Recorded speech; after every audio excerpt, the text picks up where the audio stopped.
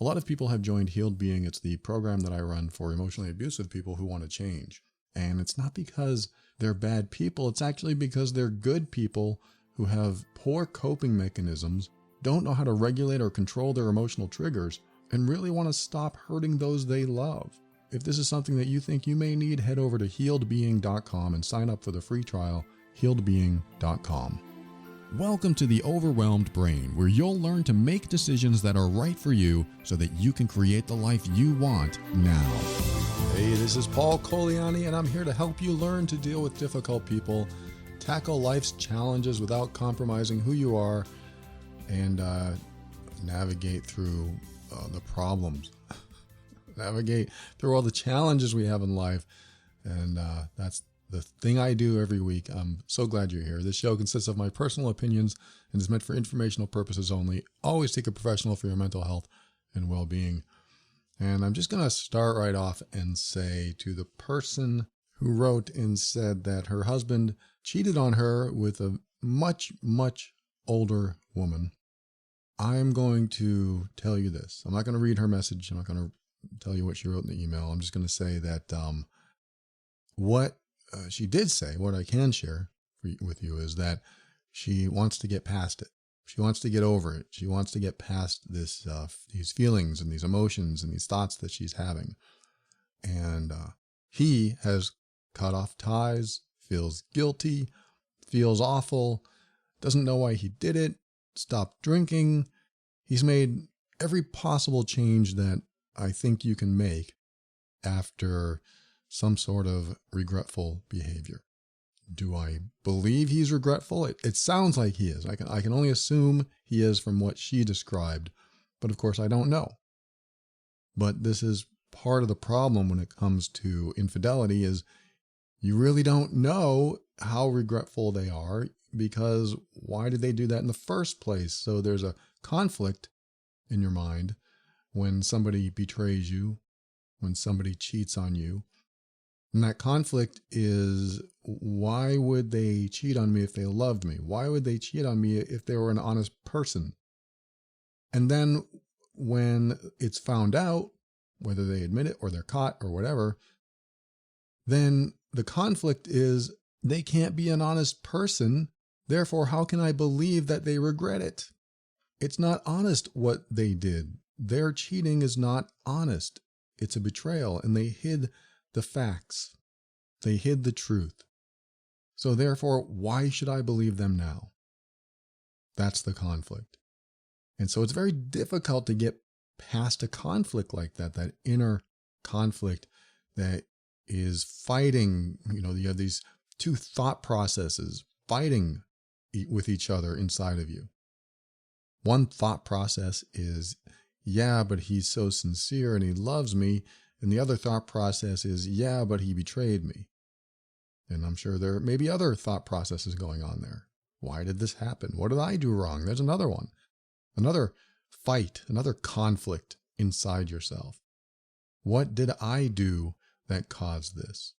Some people feel that way. Some people don't. Some people blame themselves when somebody betrays them. Let me just ease your mind if that's you. You don't have to blame yourself when somebody betrays you, because they're doing it of their own volition, of their own free will. They're making a conscious decision to do it. Even if you were the worst person in the world in their life, they're still making a conscious decision to do it as an adult. I'm not really talking about relationships with young teens. I'm talking about when we're adults and we get into relationships and the person betrays us in some way or lies, then we have to consider that they are doing it consciously. And they can look back at you and say, well, I wouldn't have cheated if you didn't do X, Y, Z. I wouldn't have done that. I wouldn't have betrayed you. I wouldn't have lied to you if you hadn't done that. That's a very unfortunate, common deflection. But that deflection of blame shifting, I'm blaming you for my behavior. I'm blaming you for my conscious choice, the one that I concocted in my own head, the one that I came up with, and then took action on that decision that I made, I'm going to blame you for. So that decision that they made is not your fault. It's theirs, no matter what you did. But what if I cheated? No, well, there's one, right? What if I cheated? What if I betrayed them and I didn't mean it and I regret it and now I feel guilty and I feel ashamed and now we're working on it. Them cheating because you cheated is still a conscious decision that they make because they're choosing to do something that they believe is an eye for an eye. And that doesn't matter though. If they're choosing that, if they're choosing an eye for an eye, then they are essentially doing the same thing that you did if you were the cheater, which creates an even worse scenario. Then, I have some thoughts about this, like, oh, they cheated, so you can cheat too. But I think that should be discussed. If you're going to cheat on somebody that cheated on you, say, look, you cheated on me, so I'm going to cheat on you. That should be discussed. Of course, who does that? Who talks about that? Maybe some people do. But because you did this, I'm going to do it. The challenge is that a lot of people who are honest and sincere and genuine in their relationship won't cheat. So it's going to be hard for the person who got betrayed to go out and betray, because maybe they aren't the type that betrays. Maybe they aren't the type that lies. So that'll be hard for them to do. But maybe they want to get revenge or show them how much it hurts and whatever. It's a very complicated situation when it gets that far. In my personal opinion, and maybe professional opinion, I think when one person betrays, it shouldn't be an eye for an eye. It should be the person who is the victim of that betrayal has to decide if they are going to move forward in the relationship or leave. Are they going to put effort into that relationship, or are they not? And they're going to reject the idea that the relationship can continue, which in turn means they're going to leave the relationship because they won't be able to accept what happened. They won't be able to accept that person's behavior, and they can't, or they don't believe they can ever trust that person again. So that happens too. But that is coming to a decision of what do I want for me, instead of saying, what am I going to do to them? What am I going to do for myself? How am I going to honor myself now that I know this? So I didn't really answer the person's question yet. So the person said, how am I going to get past this? How do I forgive and forget? Or how do I move on and feel good inside myself? Well, number one, read my article on infidelity. It's going to be very helpful. Go to theoverwhelmedbrain.com, type in the word infidelity in the search field, and you'll see one called Surviving Infidelity. And when you read that, you'll understand what needs to happen. Both people need to heal if the relationship is to move forward. But that article is going to be very helpful. And number two is the relationship cannot possibly go on as it was. Hear me out. The relationship cannot possibly go on with the same two people that entered it. That means you both have to change. That means the person who cheated has to change. They can't be recognizable as the old person they were. If the old person they were was the type of person that says, no, you can't touch my phone, the new person says, absolutely, here's my phone. If the old person says, I'm going to be late for work and I don't want you calling me because I'll be working late, the new person says, I'm going to be late for work, but you can come by, you can call, whatever you need to do, because I'm going to be there working. The person changes. The betrayer, the infidel, changes completely. Hardly recognizable as the new person. Completely honest, completely transparent. Has no problem showing their partner anything they want to see ever, for as long as it takes. As long as it takes for the partner to start trusting again. And that's how it is. That's the new person. And the person who was the victim to that betrayal also has to change not so much as their partner, but so much so that they are now not afraid to bring things up. Where were you? Why did it take so long? Who are you talking to? Because if that stuff wasn't said before, it needs to be said now. There needs to be nothing swept under the rug. There needs to be nothing like denial. There needs to be no denial on the victim's part, because there can't be anything left unsaid, and there can't be any what I call open loops. Nothing is open, no unfinished business. We need to close every loop. So if there's a suspicion that comes up, you bring it up. I have this feeling, I have this thought, I want to talk about it. And the victim of that behavior, of that person's behavior, is going to be different in that respect. Most of the time, the victim of that kind of behavior doesn't have to change too much, but there are very specific qualities and very specific things that that person should start doing differently. And when they get an answer, it's okay to have a conversation that doesn't feel finished, or continue a conversation that doesn't feel finished. So if the other person says, well, I was just late, there was a lot of traffic. If that doesn't feel good to the person who asked it, then it's okay to continue that conversation, because the person who betrayed, the person who cheated, should be willing to share everything that the other person wants to know. They should be ready, willing, and able, and totally okay, no resistance, telling everything that the other person wants to hear. That has to last a while. That's how it goes. It might go up to a year or more, but that's how it goes. And so to the person who wrote that to me, you said he was doing all the right things now. This is a matter of rebuilding trust. You have to rebuild trust.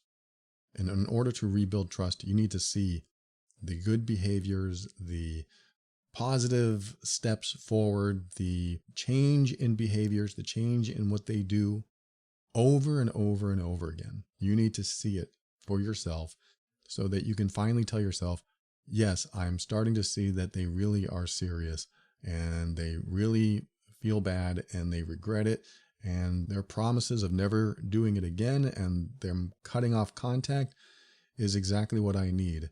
And I need that to continue. And as long as it continues, I will continue feeling better. Now, the victim of that behavior needs to know when they'll be convinced. This is the part 3 and the last part of this.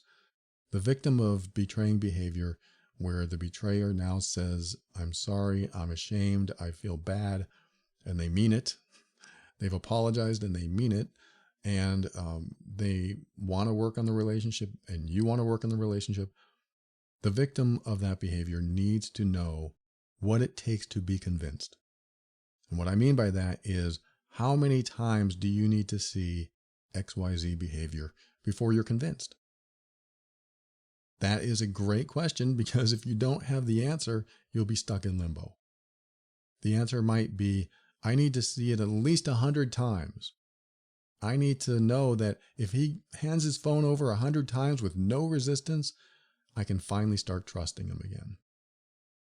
I think it's important to come up with some sort of number, even though it might be difficult to do that at the beginning. But I think it's important to have some sort of guideline or gauge in your head that says, when this happens X many times, I'll be mostly there, or I'll be convinced. If this happens 10 times, no resistance, and every time I ask him where he is, he tells me no problem, then I can start to trust again. Where the problem lies in relationships that don't think this way, like the victim doesn't think about when they'll be convinced. Instead, they just keep working on it every day, hoping that their mind will change and they'll feel better.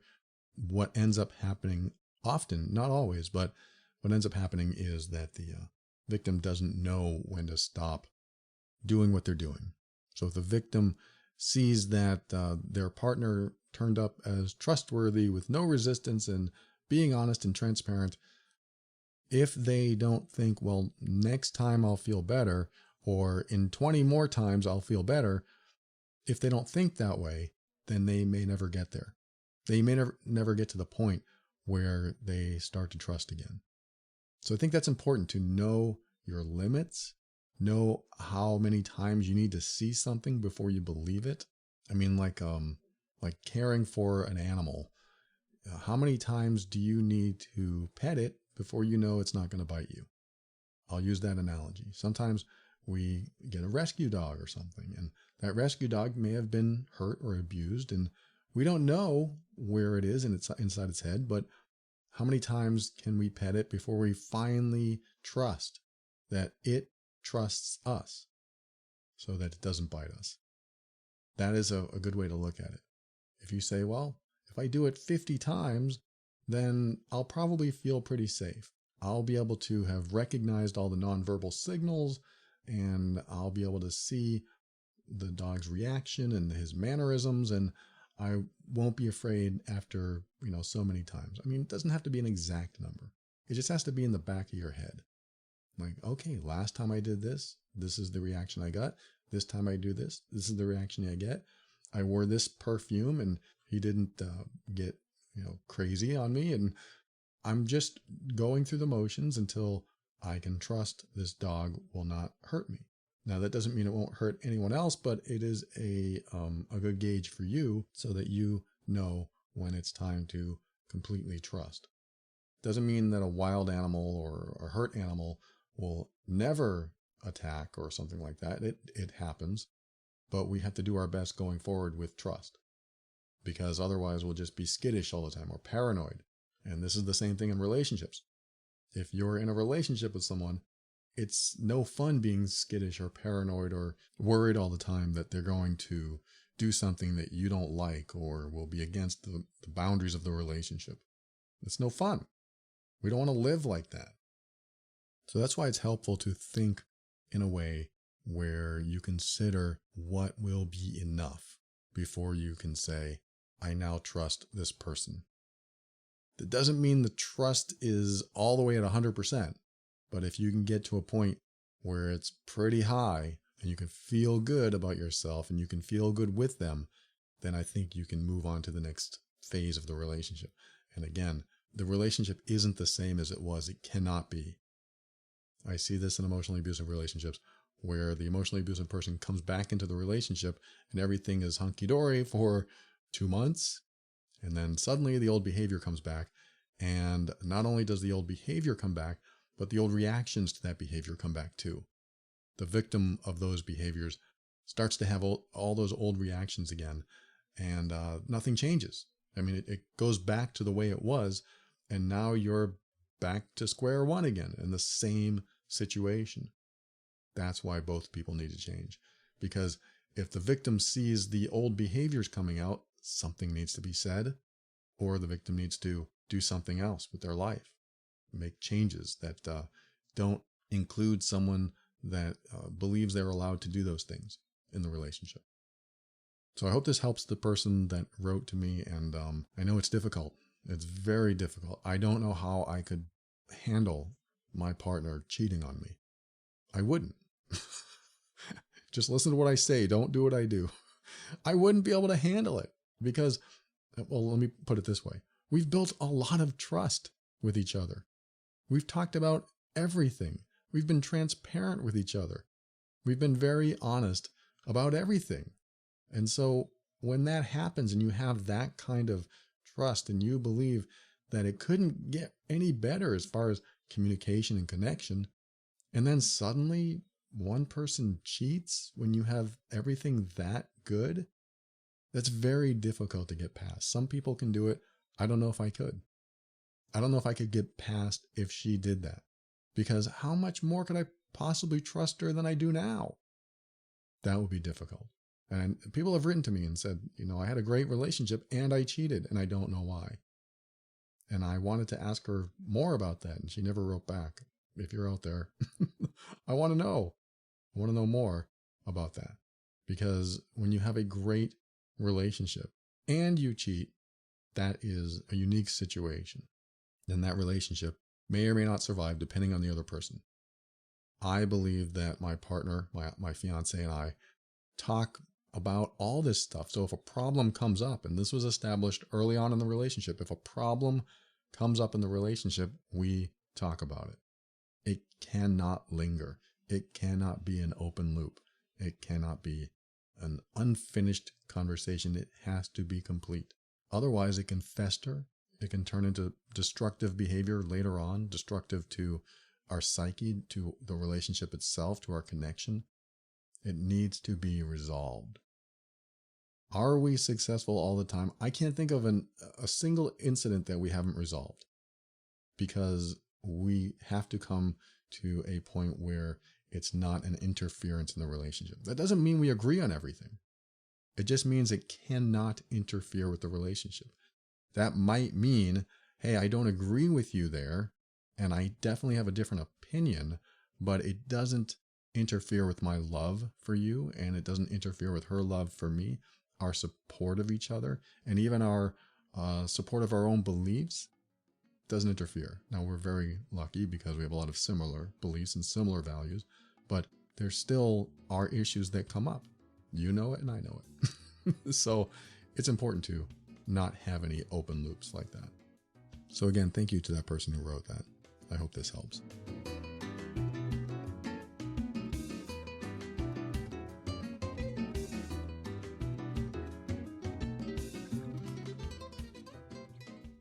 I did something that I've never done before in my life, and that is fasting. Fasting for 5 days straight. Now, it wasn't like no food at all. It was the Prolon 5-day program, and it was a game changer. I mean, it transformed how I relate to food.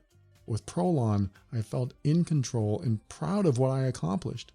Prolon is not just a diet, it's a science, the revolutionary plant-based nutrition program that nourishes your body while tricking your cells into thinking they're fasting.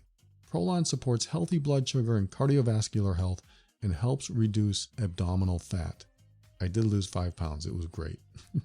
I mean, imagine snacks, soups, beverages, all designed to help keep your body in a fasting state without feeling like you're missing out. And let me tell you, it's unlike anything you've ever experienced. Thousands of doctors recommend Prolon, and it makes perfect sense. It's convenient, backed by Nobel Prize-winning science, and it works. They sent me everything I needed in one box, making the 5-day journey effortless. I'm the kind of guy that needs someone to spell things out for me to make sure I get it right. And they did. They made it super easy, guiding me the whole way. No confusion. I knew exactly what to do and when. And right now, Prolon is offering the Overwhelmed Brain listeners 10% off their 5-day nutrition program. Go to prolonlife.com/brain.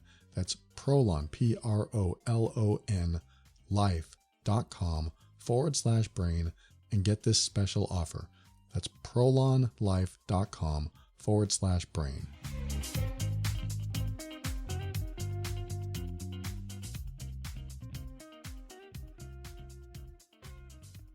The next thing I want to comment on is somebody who wrote something in the Facebook group. They said that it was a convoluted story about their dad being married like 4 times, and he's the first son of the first marriage or something like that. And he's got all these other siblings from all these other marriages. His dad's been busy. But all these siblings, they don't necessarily get along with him, or he doesn't necessarily get along with them. So there are different people that don't get along with each other. And wow, what a mess. I mean, family is what I call the final frontier of personal growth and development, which means if you can face your family as the new you, if you can face the people in your family as the new you, as the person with improved boundaries and improved communication skills and just feeling comfortable in your own skin around them, then you've mastered it. You have mastered personal growth and development to the point where you can face anyone. Because family they're usually the people that know you best. And if they don't know you best, they've known you the longest. And when they've known you the longest, they think they know you the best. And because they think they know you the best, there's no way you can change for them, because they'll always know you as who you were. Now, that last comment, that last statement I made about you can't change for them is not true, but it feels true. Because when you see family that you maybe didn't get along with before, and now you're a new person with new boundaries and maybe new values and new beliefs, they may not accept it. And if they don't accept it, they're going to treat you the same way they've always treated you. And if they really don't care how you feel and just want to do what they want to do, and maybe even want to control you or make you feel bad, they're not going to be any different towards you, no matter who you are. So this is where the biggest growth takes place. The biggest growth takes place typically with family. With loved ones, partners and stuff like that, that happens too. But family is usually the biggest growth. Like when I learned how to honor my boundaries, the very people that violated those boundaries before showed up.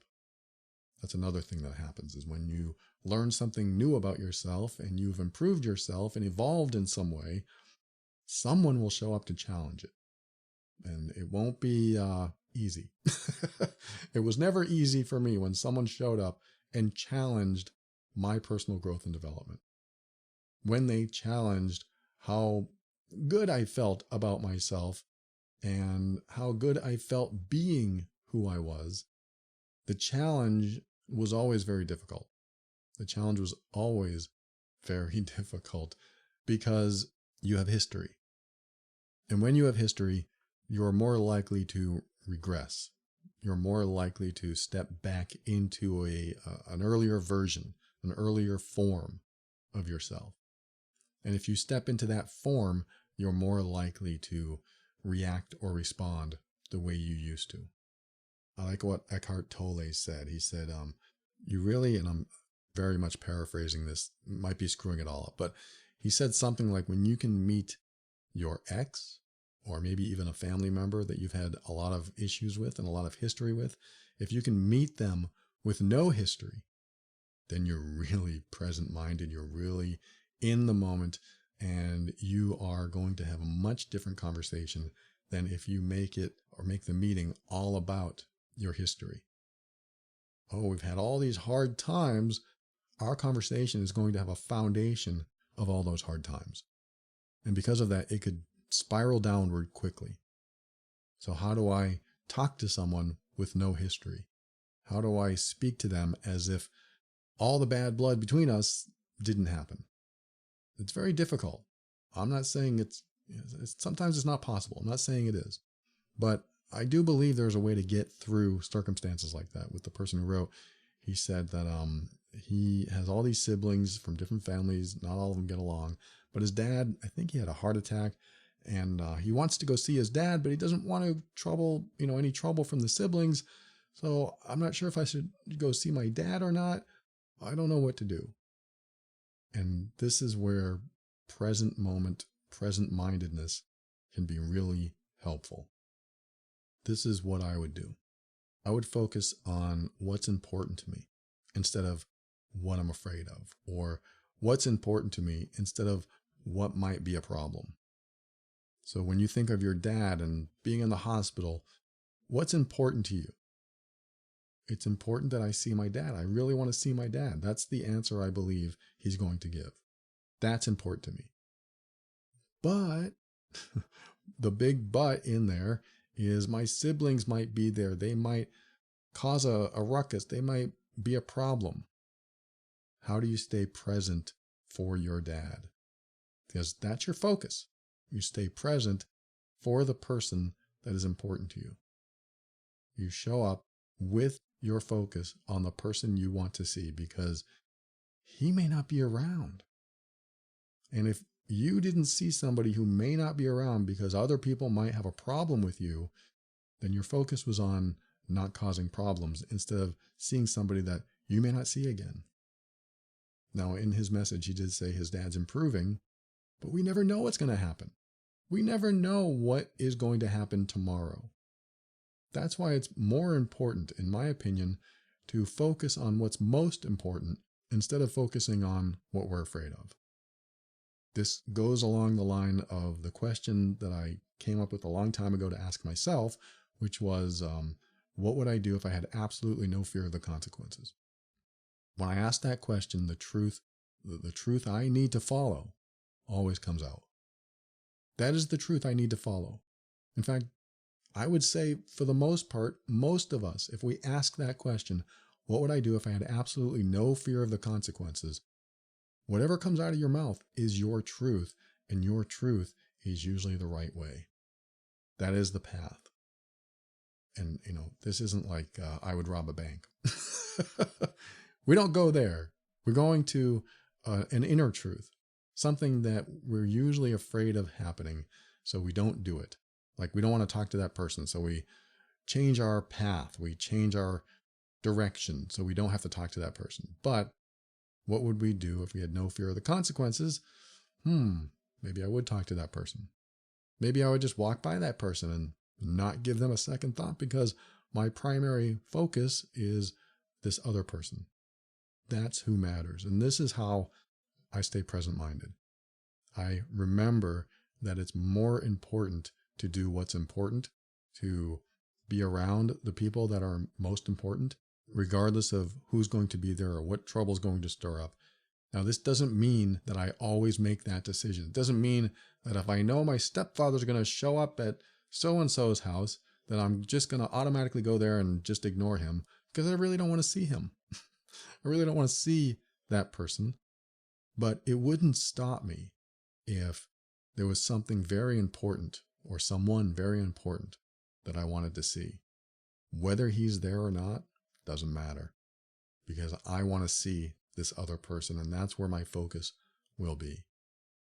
And I think that's a good way to live. I think that's a great way to see life. It's a good philosophy to follow, is that when we focus on what's most important and we go in that direction, then anything that's not important, they'll just have to deal with it. Anyone that's not important, they'll just have to deal with it. So when this guy goes to see his dad, I hope he does, then the people that don't like him there will just have to deal with it. He walks in the room and they say, "Oh, what are you doing here? You shouldn't be here." "I'm here to see my father." That's it. That's all you have to say. You don't have to explain your actions. You don't have to give them a reason. "I'm here to see my father." "Well, you shouldn't see him," whatever they say, whatever stupid comment they make. "You shouldn't see him because you're a bad son." Okay, that's fine. You have your opinion. I'm just here to see my dad. Sometimes you have to ignore people. Sometimes you have to be a cold gray rock. It's called the gray rock technique. And you're not being emotionally triggered by them because they don't matter. Who matters? Who matters in your life? That's your direction. That's your goal. And I'm not saying it won't go terribly wrong. It could definitely go terribly wrong. But when you look back at the decisions that you made in life, are you going to say, "I'm so glad I did that regardless of how bad it went"? Or are you going to say, "I wish I hadn't done that because there was so much trouble, and missing that time with my dad, I guess is okay because I avoided that conflict"? These are the things that weigh on us when we're older in life. We're thinking about them, what we could have done, what we should have done, how we should have responded differently. What is your absolute truth? And I think that's a good way to live life. And, pick your battles wisely, of course. And not everyone's going to like the decisions you make, but that's what life is about. We honor ourselves, and we hope that people honor us, honoring ourselves. This is what I do with people that don't agree with me. I love them from afar, and I honor them where they are. Because if that's where they need to be and they don't want me in their life, I'll accept that. I may not be happy with that, but I'll accept it. I hope this helps this person and anyone that this applies to. I appreciate you. And thanks for listening to another episode of The Overwhelmed Brain. I'd like to thank our patrons this week, Brad and Ashley and Winnie and Larry and brand new Cheyenne. Thank you for your pronunciation. She told me how to pronounce it, and I'm very grateful for your support. Thank you for joining the program. And Crystal and Angel, I appreciate all of you. They are the financial backers of the show. I call them patrons, and I read new names every week, patrons of the week. they valued the show and decided to give back, and that is an option for you too. If you want to give back, you can head over to moretob.com, and there are options to do that over there. Thank you, patrons. I am very grateful. And for a show on how to navigate the difficult relationship, listen to my other podcast called Love and Abuse over at loveandabuse.com. Been doing that since 2019, and that is a very important show if you are experiencing any type of control, manipulation, or other difficulties in your relationship. It's over at loveandabuse.com. And if you know you're the difficult one in the relationship, join the program that is helping a lot of people heal and even save relationships over at healedbeing.com. And finally, thanks to Kevin MacLeod of Incompetech.com for some of the music transitions in The Overwhelmed Brain. And for my final words, I'm going to talk about the first segment again, and a question that you can ask yourself when you're wondering if you can trust someone that betrayed you. And that is, after you've established that you want to work on the relationship, you want to try to repair things and make them better and even start trusting each other again, or you can trust that person again. One of the questions I asked was, how many times does something need to happen before you're convinced? And I think that's a great question. Another great question is, what needs to happen so that I am convinced that I can trust this person again? It's another way to ask it, and probably a better way to ask it. What needs to happen in order for me to feel like I can trust this person again? Or whatever the issue you're working on. What needs to happen in order to know that I can trust my mechanic won't con me? Or something like that. What needs to happen? That's a good question to ask yourself, because when you know the answer, you'll know when you've hit the mark. And it's important to know when you've hit the mark. If you don't know where the mark is or how to hit it, you may stay in limbo. You may stay in that rut.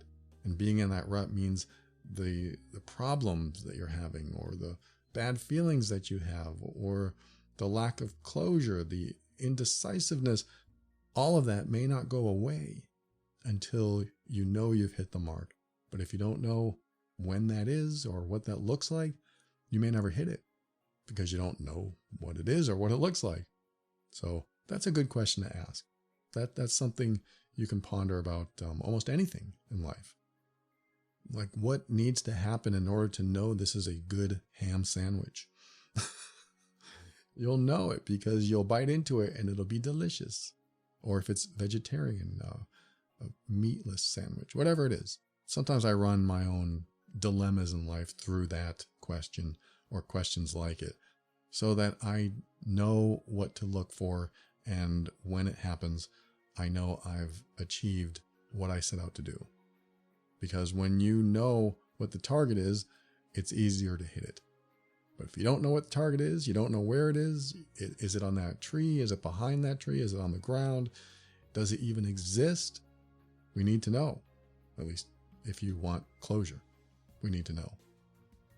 I hope this helps. Thanks again for tuning in. Always keep an open mind, because that's how you step into your power so that you can create the life you want. Always take steps to grow and evolve. You are powerful beyond measure. And above all, and this is something I absolutely know to be true about you, you are amazing.